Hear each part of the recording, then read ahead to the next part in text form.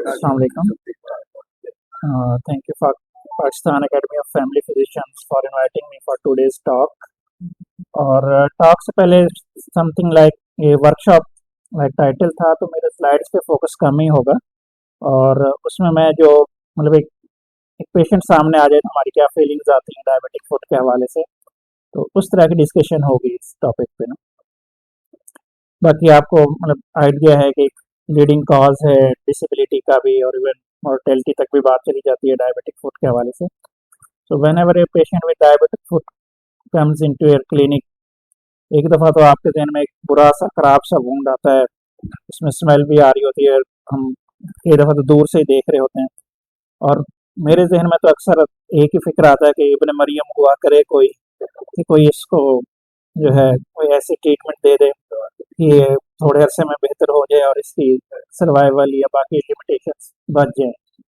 ठीक है, सो diabetic foot का कुछ इंट्रोडक्शन है, then I will start with some basic concepts about diabetic foot management according to my practice and some guidelines. So इस slide पे एक 20 seconds का reminder है. It is a reminder that about every 20 seconds one patient is undergoing amputation due to diabetic foot worldwide. It is quite alarming and dangerous situation. जब diabetic foot की हम बात करते हैं, देयर आर 4 कंपोनेंट्स। आप foot में देखें तो स्किन एंड सॉफ्ट टिश्यू है, मसल्स हैं, देन बोन्स हैं, उसके बाद नर्व सप्लाई है और वास्कुलर सप्लाई है। तो डायबिटीज़ में चारों मैकेनिज्म अफेक्ट होते हैं, और उसके साथ डायबिटिक फुट की हमें मुख्तलिफ स्टेजेस पे मैनेजमेंट पे अपने आप को मॉडिफाई करना पड़ता है, या इनटू कंसिडरेशन लेना पड़ता है कि आपको किस स्टेज पे उसको चेक करना है।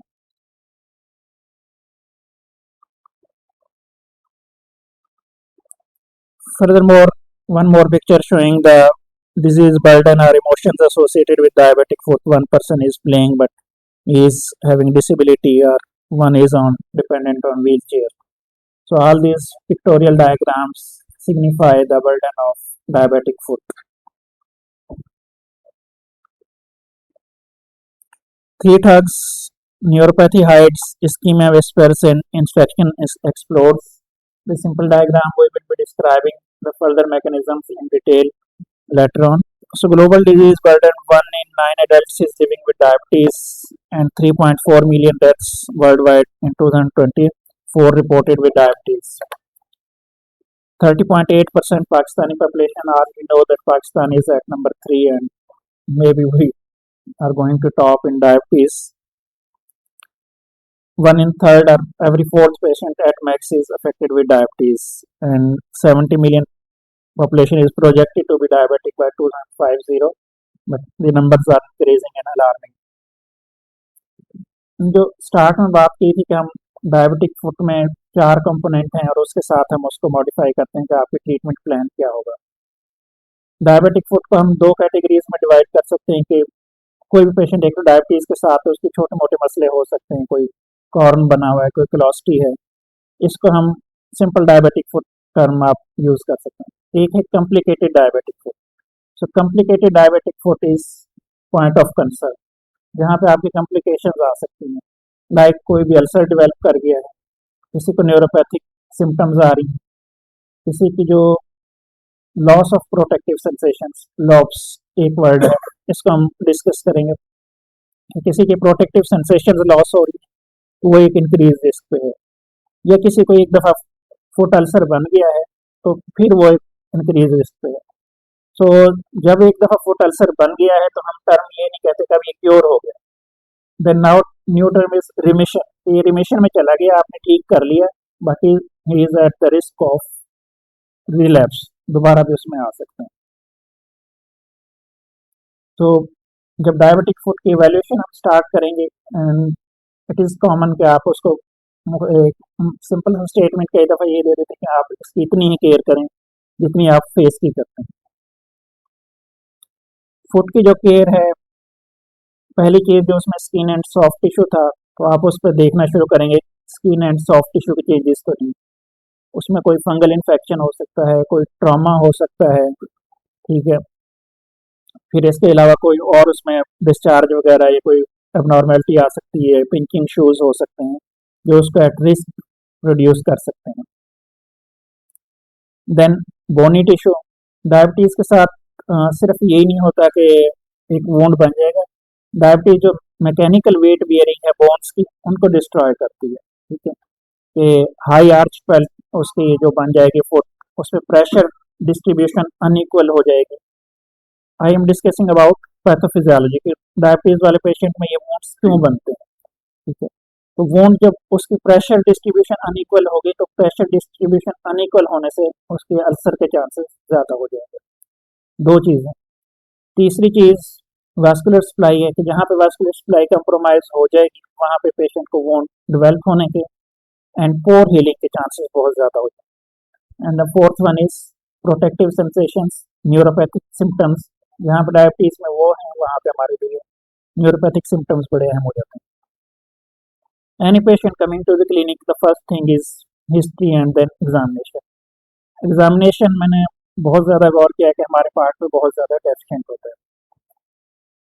एक मैं इसमें आपको वाकई कोट करूंगा कि मेरे पास एक पेशेंट डायबिटिक कंट्रोल के लिए सिर्फ रेफर हुआ कि उसको लेग पेन थी और सिर्फ वो डायबिटिक कंट्रोल के लिए आया, तो पीवी सबमिट कराई हुई है। हमने कहा कि चलो इसे थोड़ा सा डिटेल में भी देख लेते हैं, अदरवाइज तो 2 मेडिसिन मैंने प्लस माइनस करनी है और सेट हो जाएगा। लेग पेन थी, उस पर न्यूरोलॉजिस्ट ने देखा हुआ था, एमआरआई हुआ था उसका और उसको समथिंग ट्रीटमेंट एडवाइस दी थी। तो मैंने उसका लेग देखी तो बाई चांस मैंने एज रिफ्लेक्सली फुट की पल्सेस देखना शुरू कर दी। द लिम्ब वाज कोल्ड और उसकी पल्सेशंस कोई नहीं थी। And then a referral to vascular surgeon was made and अल्हम्दुलिल्लाह the limb was saved. So उसके बाद मेरा तो रिफ्लेक्स है कि जो डायबिटिक पेशेंट आएगा ना, मेरे लिए थायराइड देखना आसान है कि एक मेडिसिन थायरोक्सिन ऊपर कर, लेकिन diabetic patient in any situation वो कंप्लेन ना भी करे तो उसकी फुट की पल्सेस जरूर देखनी है आपने, उसके बगैर उसका एग्जामिनेशन कंप्लीट नहीं होता। तो माई stress on first instance is on prevention, कि आप उसे प्रिवेंट कैसे कर सकते हैं। प्रिवेंशन में यही है कि आप अवेयरनेस होगी और आप उसको गाइड भी करेंगे कि वो एट रिस्क है एट रिस्क नहीं है। जो 2-3 चीज़ें लाजमी है डायबिटिक पेशेंट के लिए, एक तो वैस्कुलर एग्जामिनेशन कंपलसरी है, न्यूरोलॉजिकल एग्जामिनेशन। न्यूरोलॉजी में हमारे 2 सेंसरी पाथवे हैं, one is medial pathway for vibration position tech and fine touch, second is lateral pathway that is for temperature, pain and true touch। तो आप दोनों की एक एक सेंसेशन चेक कर सकते हैं। लाइक आप ट्यूनिंग फोर्स से उसकी वाइब्रेशन चेक कर लें एंड सम सेंसेशन आप टच से चेक कर सकते हैं। And besides this one sensation assessment is must, that is monofilament testing. ये भी हमारी स्लाइड में किसी पे हो monofilament testing.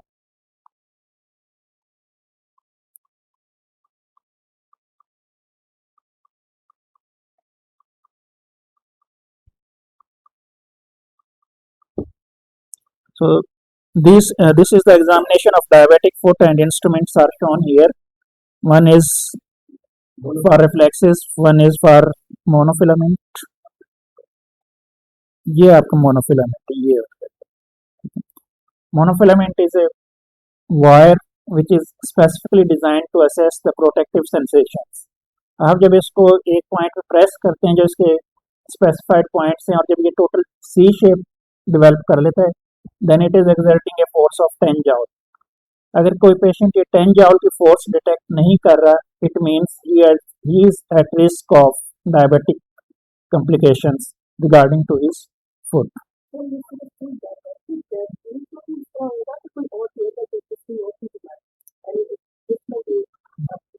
Protect, it is a different division according to, like we are focusing about diabetic neuropathy। तो जब भी हम डायबिटिक न्यूरोपैथी पे करेंगे तो हम diabetic neuropathy is diagnosis of exclusion.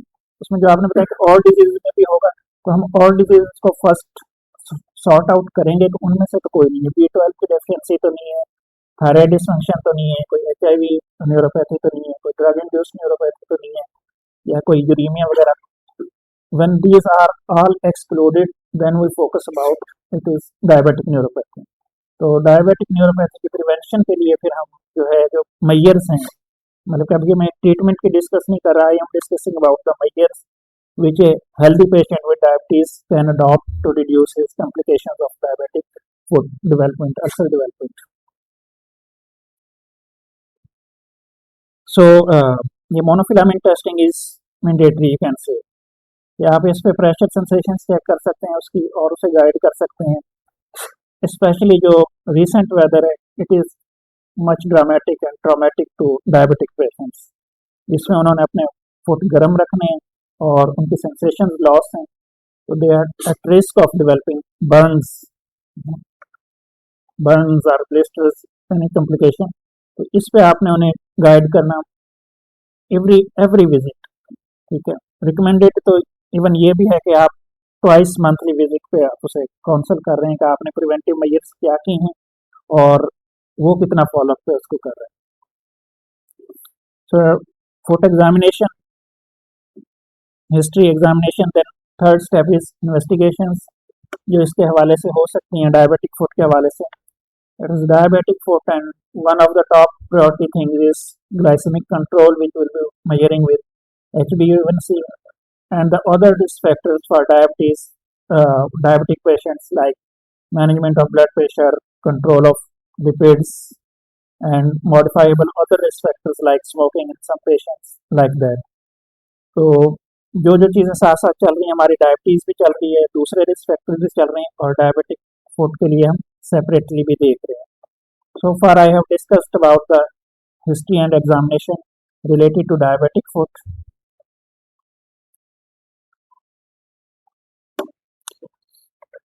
Inspection पे अगर हम रिपीटेशन है इन्हीं चीज़ों की, आपके कुछ विजुअल डिस्क्रिप्शंस हैं, skin colour, hair distribution, deformity, amputation, ulcerations, callus, infection and gangrene. इसमें इसमें ये थोड़ा सा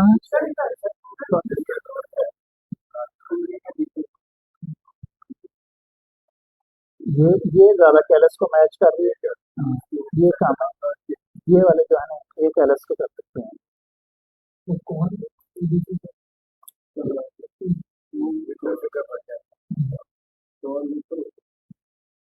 अच्छा, इसमें जो ये वर्ड दिया हुआ है, इससे मैं पहले आया था तो उन्होंने मुझे, मतलब मैं वो स्लाइड शामिल नहीं कर सका, एक वर्ड सिनबाद, SINBAD, जिससे आप मेजर आइडिया ले सकते हैं कि कौन कौन सी चीज़ है। और ये क्रेडिट में सर को जरूरत होगा कि उन्होंने तो इसे याद रखा हुआ है। कौन सी जगह पे है वो? जी जी जरूर।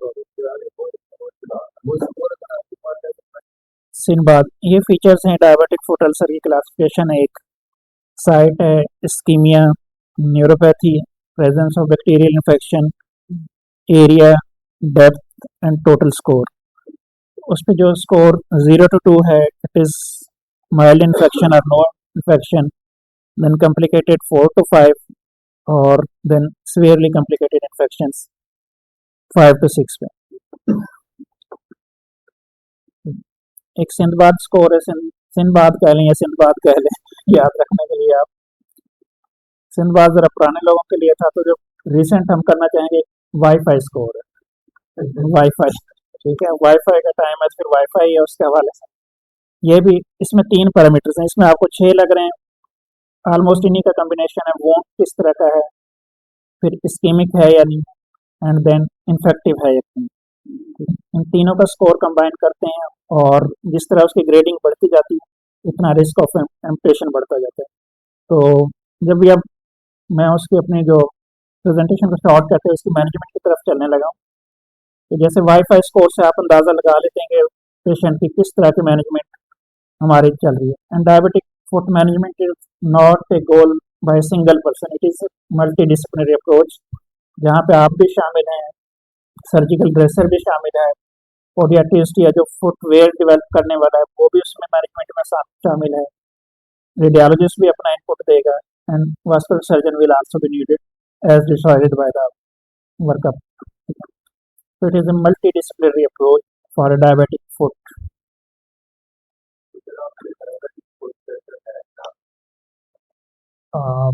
ऐसा नहीं, थोड़े गाइड करके सर्जरी की तरफ रेफर कर देते हैं। 2-3 दफ़ा प्लान।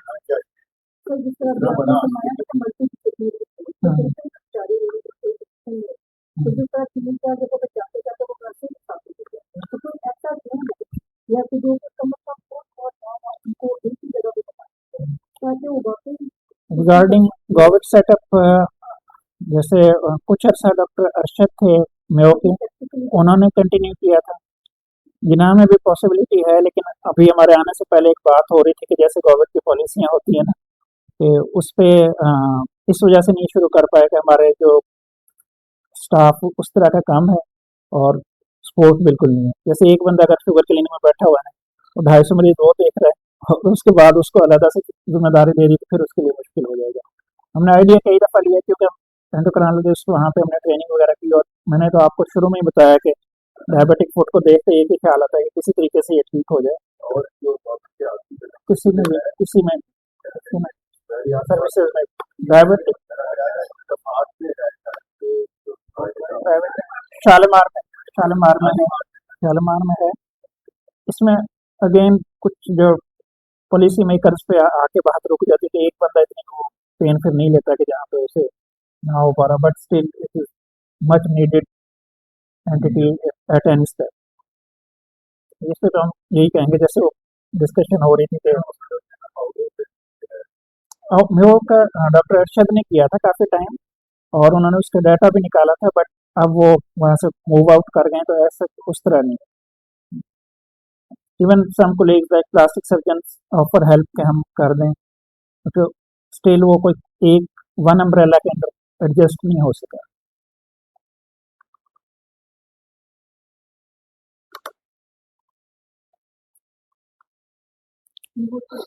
तो हम दोबारा रिज्यूम करते हैं कि हम डिस्कस कर रहे थे कि दो आप सिस्टम ले सकते हैं, सिनबार सिस्टम ले सकते हैं या वाईफाई क्लासिफिकेशन ले सकते हैं। ब्लिस्टर्स हैं, ब्लिस्टर्स का भी पेशेंट के लिए बड़े अलार्मिंग होते हैं, और when ever they develop patient आपको ज़रूर कंसल्ट करता है। शायद पुराने फंगस को तो गुजारा करता जाए, but blisters are concerning for patient.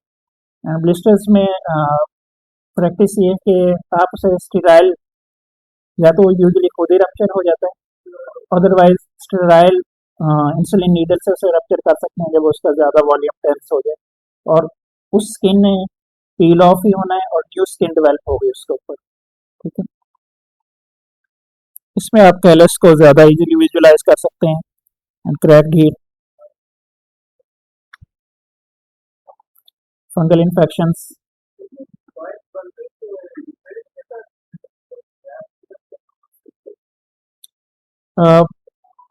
चारों ट्रॉमाज में एक कोई भी इवेंट आ सकता है, मतलब कि आप इन्फेक्टिव होना ज़रूरी नहीं। शुरू में जैसे कोई सी ट्रॉमा से हो गया, कोई स्किन पिंच से हो गया, इनकी वेस्कुलर सप्लाई ऑलरेडी कंप्रोमाइज्ड है, और जैसे हमें लगता है कि ठीक है कुछ ना कुछ वेस्कुलर सप्लाई चल रही है, बट वो सप्लाई उसका बेसल मेटाबॉलिक रेट ही पूरा कर रही होती है, कि जितना सेलुलर टिश्यू को मिनिमम चाहिए होता है। जो अगर इन्फेक्टेड हो जाए, हीलिंग के लिए हमें ज़्यादा सप्लाई चाहिए, इन्फेक्शन को कम्बैट करने के लिए ज़्यादा ब्लड सप्लाई चाहिए, वो इन पेशेंट्स में इतनी अच्छी नहीं होती। सॉरी,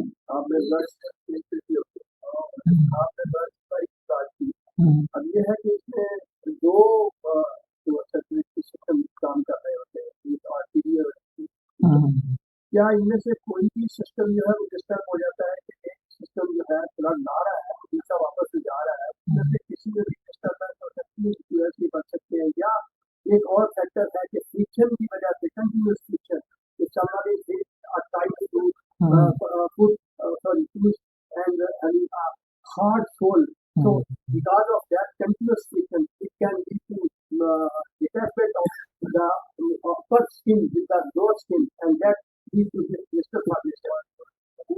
अगर वास्कुलर सप्लाई की बात करें तो हमारा मेन कंसर्न आर्टीरियल है कि आर्टीरियल कितना उसके लिए आ रही है, और सर की जो बात है कि टाइट फिटिंग शूज, ये मैकेनिकल फैक्टर्स में आ जाते हैं कि उसके जो लोकल स्किन है उसको कितना ट्रॉमा दे रहे हैं। मतलब ये चारों चीज़ें इकट्ठी हैं शुरू से ही, और वो एक दूसरे को वर्स करती रहेंगे। जैसे अल्सर्स की बात करेंगे तो हम इस्केमिक अल्सर्स भी हो सकते हैं, प्योरली इस्केमिक लाइक सिर्फ ब्लड सप्लाई का इशू है, दूसरा न्यूरो इस्केमिक भी आ सकते हैं कि न्यूरोलॉजिकल इशू भी है और इस्केमिक भी है। और थर्डली कि न्यूरो सिर्फ न्यूरोपैथिक भी हो सकते हैं, सिर्फ न्यूरोलॉजिकल इशू है। सो मतलब कि आपके ये डिसाइड करेगा जब आप उसको देख रहे होंगे या आपकी इन्वेस्टिगेशन से कौन सा फैक्टर ज़्यादा प्रीडोमिनेटली अफेक्ट कर रहा है, बट कंट्रीब्यूट सारे कर सकते हैं। डॉक्टर रिकमेंड करेंगे तो क्या असर करें और सीनियर डॉक्टर या वीनस डॉक्टर इसको देखने के लिए सर्कुलेशन जो है adequate है या नहीं है। एग्जामिनेशन पे जो आपने पल्सेस देख लिए हैं उसके बाद एक और जो मैंने कम देखा है प्रैक्टिस में, जो ankle brachial pressure pressure index है, बुक्स तो बहुत ज़्यादा रिकमेंड करती हैं कि आप सिर्फ हैंड हेल्ड डॉपलर होता है जिससे अंदाज़ा लगाते हैं कि इसका ABI ankle brachial pressure index, उससे अंदाज़ा लगा लेते हैं। और तीसरे पे फिर इनिशियल तो डॉपलर पे है, और आगे वैस्कुलर सर्जन है कि वो जब वो इंटरवेंशन प्लान करता है तो CT एंजियो वगैरह एडवाइस कर देते हैं।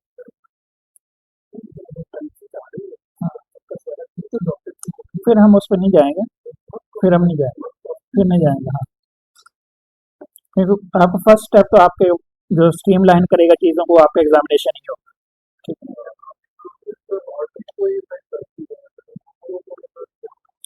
वेन्स पे बात करें तो वेन्स के जो रिटर्न अगर कंप्रोमाइज हो जाए तो वैसे ही वीनस अल्सर्स हैं, और वो एक नोटोरियस चीज़ है कि जो जिसको वीनस अल्सर बन गए वो हील हो ही नहीं रहे। ठीक है, वो मीडियल एस्पेक्ट ऑफ शिन पे बन रहे हैं या मीडियल मेलुलस पे बन रहे हैं। लेकिन डायबिटीज पे कोई भी वुंड हो जाए वो आपके लिए अलार्म है कि कब वो छोटा था, कुछ अरसे बाद देखा तो और एक्सटेंड कर गया और बाद एम्पटेशन तक आ गई है। And above ankle is major amputation. ठीक है, उससे नीचे तक थोड़ा बहुत गुजारा हो रहा है, लेकिन एंकल से अबव हम कहते हैं कि major amputation. Visual descriptions of some more horror images. Grading इसको और सिंपल जो आप याद रख सकते हैं कि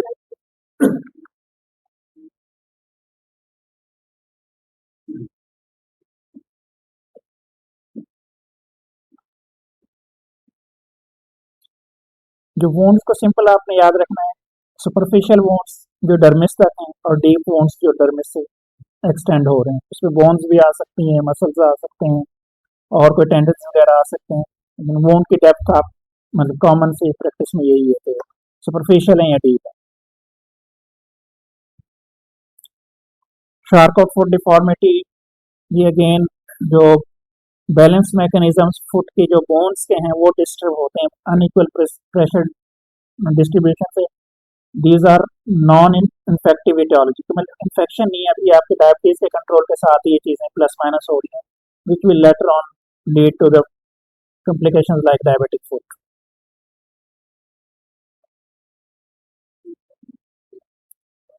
एग्जामिनेशन की स्लाइड्स हैं, ये मोनोफिलामेंट टेस्टिंग है with 10 gram monofilament, ankle brachial pressure index.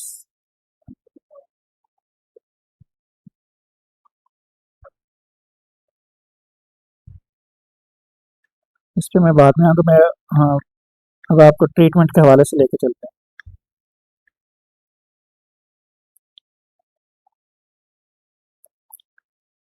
अच्छा, एक डायबिटिक फुट है, हम उस पर क्या क्या चीज़ें हमने पल्सेस वगैरह देख ली और बाकी एग्जामिनेशन कर लिए कि उसमें जो सेंसरी एबनॉर्मेलिटीज़ हैं या नहीं है उसके साथ एसोसिएटेड। वुंड केयर जब बिगिन होगी, इट डिपेंड्स आपके टीम भी कैसी है या लोकल टीम केयर कैसी है जो उसकी ड्रेसिंग के बारे में जानती है नहीं जानती है। उसको डेली बेसिस पे अगर इन्फेक्टिव वोंड है तो ट्वाइस डेली ड्रेसिंग है, अगर वोंड हील कर गया है तो आप एवरी अल्टरनेट डे पे उसकी ड्रेसिंग एडवाइस कर सकते हैं।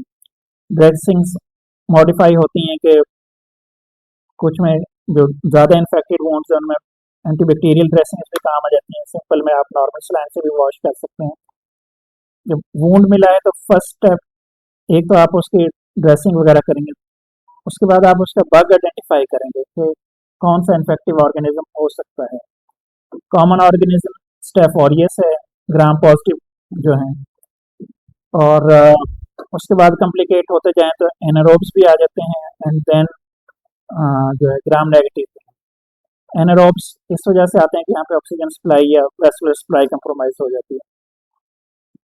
तो आपने उसको नंबर 1 आइडेंटिफाई करना है कि बग कौन सा है। नंबर 2 उसकी जो आपने ड्रेसिंग कर रहे हैं उसके साथ आप इसका ये भी देख लेंगे, जैसे इनमें एक्सरे का मेंशन हुआ है कि बोन इन्वॉल्वमेंट तो नहीं है, ऑस्टियोमाइलिटिस तो वो बग आइडेंटिफाई उसी से होगा एग्जैक्टली कि आप उसका स्वैब लेंगे और उसके लिए सेंड कर देंगे कल्चर सेंसिटिविटी के लिए किसके लिए सेंसिटिव है। In start with broad spectrum antibiotics, जिसमें मतलब अगर इनिशियल है तो ग्राम पॉजिटिव है, अगर एक्सटेंड हो गया तो पॉजिटिव नेगेटिव दोनों।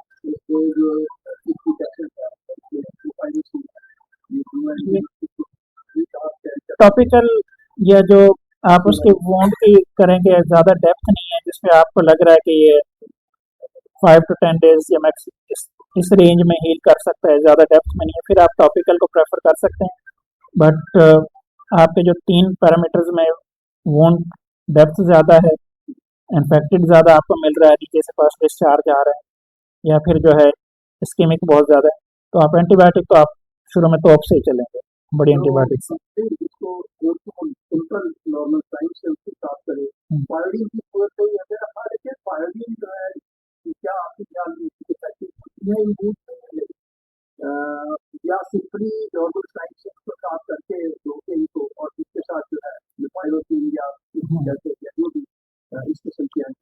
एंटीबैक्टीरियल है, ये ज़्यादा बेनिफिशियल है। पायोडीन का थोड़ा सा वो बना हुआ है कि मिथ सा कि वो ज़्यादा सुरख रंग की डाल दी डिस्पेंसर ने तो ज़्यादा किल कर देगी, अदरवाइज जो एंटीबैक्टीरियल्स हैं इनको ही प्रेफर करते हैं। ठीक है, फिर ये जो बैक्टीरियल ड्रेसिंग्स हैं उसमें आ जाते हैं मेट्रोनिडाजोल। मेट्रोनिडाजोल, हाँ, मेट्रोनिडाजोल और क्लिंडामाइसिन दोनों ही ऑप्शन हैं, तो कौन सी है? क्लिंडामाइसिन पे ज़्यादा डायलिसिस में। Antibiotic coverage, x-ray for extension into bones and Doppler ultrasound to see for possibility of reperfusion। कि आप अगर उसमें कोई मेजर अक्लूडेड पेरिफेरल वास्कुलर डिजीज है तो फिर आप उसकी वास्कुलर जो है ना न्यूवास्कुलराइजेशन प्लान करेंगे। और एज कंपेयर टू प्लेसिबो, हाँ, सर्जरी का एक्सपीरियंस अपने मतलब जो मेडिसिन वाले पढ़ेंगे तो वो ऑगमेंटन से शुरू करेंगे, लेकिन सर्जन के पास हो गई तो मॉक्सी या नोविडेट, इन दो से वो चल रही है। सर्जन्स का एक्सपीरियंस मॉक्सी का ज़्यादा है, बट मैं जो आपको पहले बात कर रहा था कि डॉक्टर अरशद थे और उन्होंने सारा ये डायबिटिक फूड का वो एंटीबायोग्राम डेवलप किया था।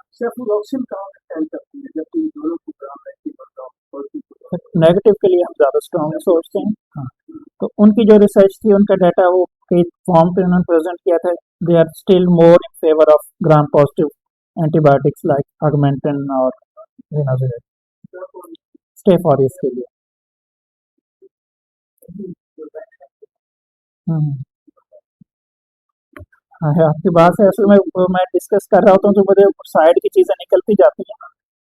उसमें आपने डायबिटिक फुट जो मैंने पढ़ना शुरू किया तो उसने कहा कि सिर्फ डायबिटिक फुट ही नहीं है जो बेड रिडन हो गया, उसके बाकी जगह पे भी अल्सर है।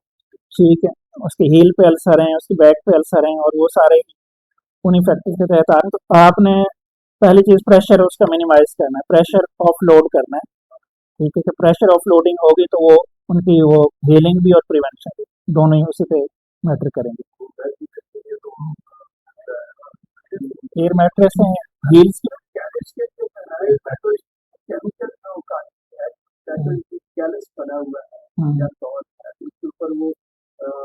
उसको सॉफ्ट करके रिमूव कर देती है बेहतर।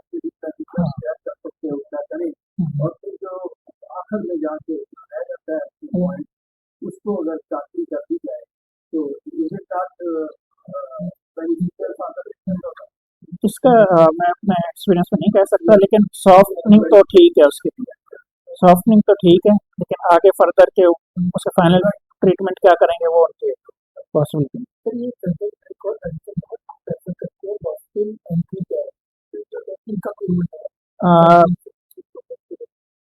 जो प्लिटॉल है ना, ये वो है वेजोडाइलेटर एजेंट। हाँ, वेजोडाइलेटर स्टेज 1-2 तक तो जो हम क्रिटिकल लिम्ब इस्कीमिया की टर्म यूज होती है कि कितनी वेस्कुलर नैरोइंग है। ठीक है, उसमें स्टेज 1-2 के सिम्टम्स के लिए तो बेनिफिशियल है, जो बुकिश लिखा हुआ है।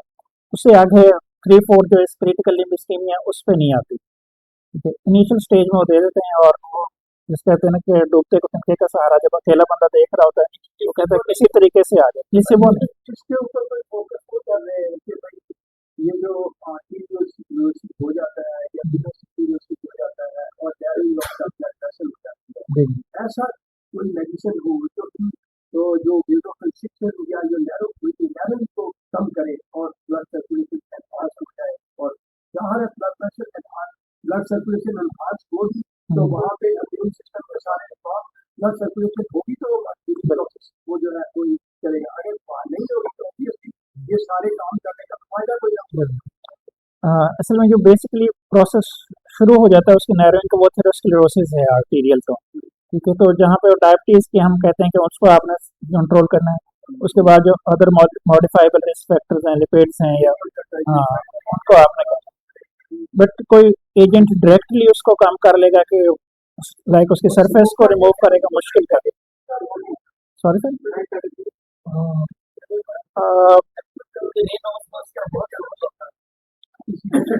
इसके डायबिटिक फुट वगैरह के हवाले से हमने नहीं देखा। जो उसकी आती है कनेक्टिव टिश्यू डिसऑर्डर्स में नैरोइंग आती है, उसमें दूसरी चीज़ें हेल्प आउट करती हैं, निफेडिपिन है या प्रोस्टाग्लैंडिन एनालॉग, एंडोथेलियन रिसेप्टर एगोनिस्ट है। हाँ, उन चीज़ों में ज़्यादा इसके हवाले से तो उन्होंने सिंपल ही रखी, बल्कि हमारा तो कंसर्न काम में उनका ज़्यादा डेवलप हो गया कि रिवैस्कुलराइजेशन जहाँ पे पॉसिबल है वो उनके बाईपास, पेरिफेरल बाईपास इससे कर दें।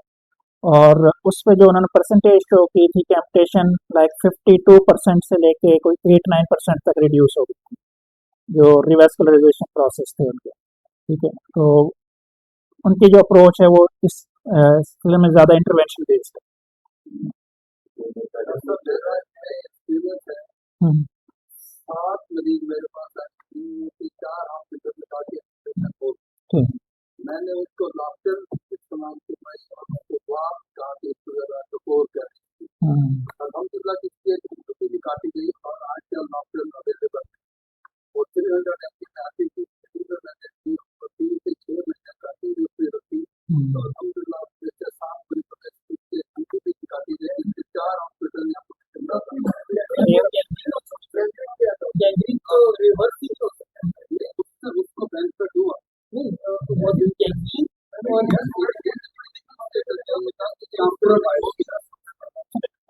मैंने बताया कि क्रिटिकल लिम्ब इस्कीमिया की स्टेज सिलेक्टिव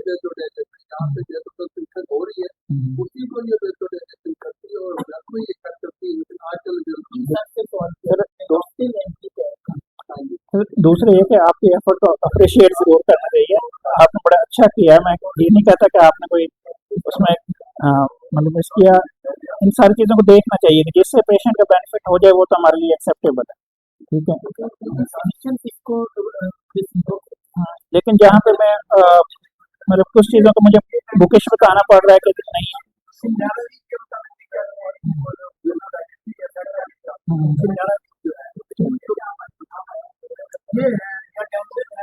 बेनिफिट जैसे प्लेटाल वगैरह का है ना, जो आपने पहली बात की, उसका इफेक्ट है। ठीक है, बट अगर मैं उसको बुक फॉर्म में डिस्क्राइब करूँ तो वो ये कहती है कि 1-2 तक है। ठीक है, और अगर आगे भी इफेक्टिव हो गई तो बेनिफिशियल है, हम यूज कर सकते हैं। सर मेरा ऐसे ही खत्म हो जाएगा।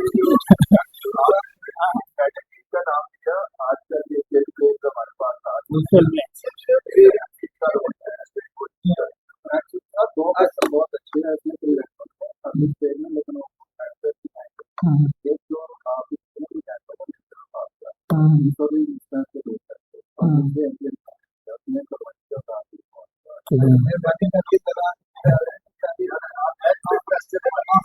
सर मेरी प्रेजेंटेशन ऑलमोस्ट ऑनगोइंग ही है तकरीबन। ये ड्रेसिंग्स थी, हमने क्या बताया कि कुछ बैक्टीरियल एंटीबैक्टीरियल ड्रेसिंग्स हैं, दूसरी वैसे हैं।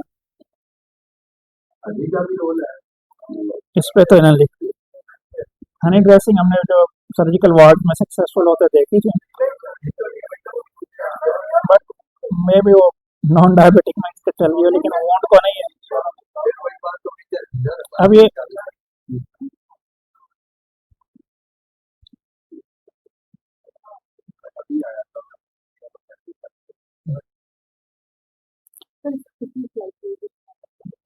ये मुझे नहीं इसका, मैं इस पर ज्यादा स्ट्रेस नहीं करूंगा कि स्लाइड में से कराई जाए। ठीक है, ये आप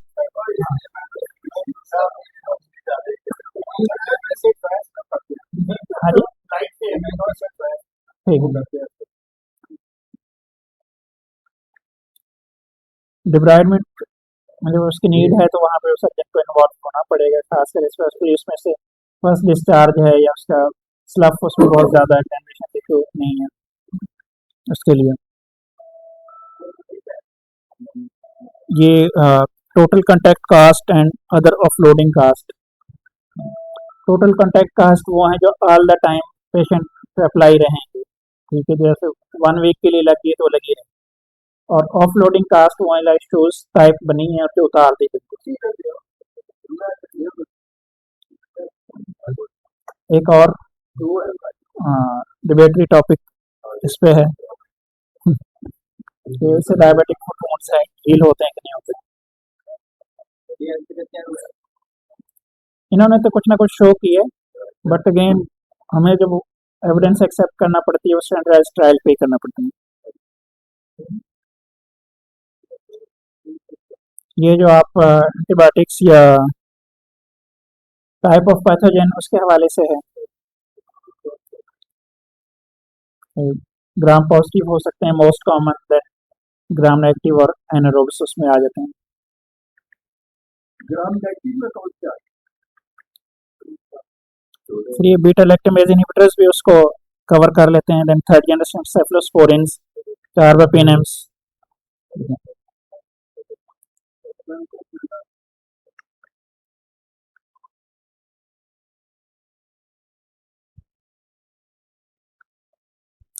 एक रोल ये हाइपरबैरिक ऑक्सीजन थेरेपी अवेलेबिलिटी नहीं है, बट इस पर हाई फ्लो ऑक्सीजन के साथ इसको देखा जाता पाकिस्तान में। वैक्यूम ड्रेसिंग है, यूजली प्लास्टिक सर्जन कुछ वोन्स के लिए वैक्यूम ड्रेसिंग को ऑप्ट कर रहे होते हैं। ऐसे वोन कॉन्ट्रैक्चर मतलब जल्दी श्रिंक होता है। सर उसमें ना उसको इस तरह करते हैं, उसमें सक्शन अप्लाई कर दे, सक्शन करना तो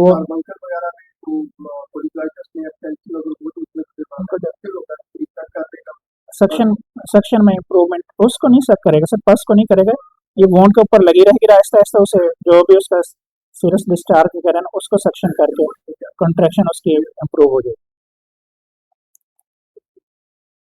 रिकरेंस रेट 40% इन 1 ईयर, और रिकरेंस को आप रिमिशन ही याद रखें कि पेशेंट रिमिशन में जाते हैं, खत्म नहीं होता, क्योर नहीं होता।